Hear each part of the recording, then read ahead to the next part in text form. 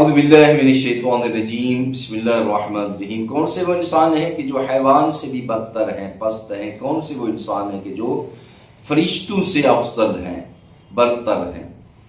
اس کی وجہ کیا ہے؟ اس کی علت کیا ہے؟ سنان بن انس سے روایت ہے کہ میں نے امام جعفر صادق علیہ السلام کی خدمت میں حاضر ہوا اور میں نے جا کر عرض کیا، یا ابن رسول اللہ، یہ ارشاد فرمائے کہ وہ کون سے انسان ہیں جو فرشتوں سے افضل ہیں؟ کون سے انسان ہیں کہ جو حیوان سے بھی بدتر اور پست ہیں؟ تو امام علیہ السلام نے ارشاد فرمایا کہ یہ روایت امیر المومنین علی ابن ابی طالب علیہ السلام نے ارشاد فرمایا کہ خداوند عالم نے فرشتوں کو خلق کیا لیکن ان کو عقل دی ہے، شہوت خواہشات نہیں ہیں۔ پھر خداوند عالم نے حیوان کو خلق کیا، اس میں عقل نہیں ہے لیکن نفس ہے، خواہشات ہیں، شہوت ہے۔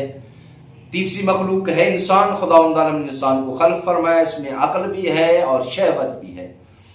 ارشاد فرمایا کہ جو بندہ، جو انسان اپنے عقل کے ذریعے زندگی گزارتا ہے، نفسیات کو ٹھوکر مار کر، ان کو شکست دے کے، فرمایا یہ وہ انسان ہے کہ جو فرشتوں سے بھی افضل ہے۔